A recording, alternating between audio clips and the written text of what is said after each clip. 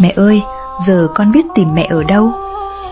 Mẹ ơi, nơi ấy có bình yên, có nghe con gọi giữa đêm dài. Con vẫn nhớ vòng tay năm cũ, nhớ một người thương con nhất đời. Ngày mẹ đi, trời như lặng gió, căn nhà xưa bỗng hóa chơi vơi. Chiếc ghế cũ vẫn còn nơi đó, chỉ thiếu bóng mẹ, chẳng còn ai. Con vẫn sống như lời mẹ dặn, vẫn cố cười dù mắt lệ cay. Nhưng những lúc lòng con mỏi mệt, con chỉ mong được gọi mẹ ơi.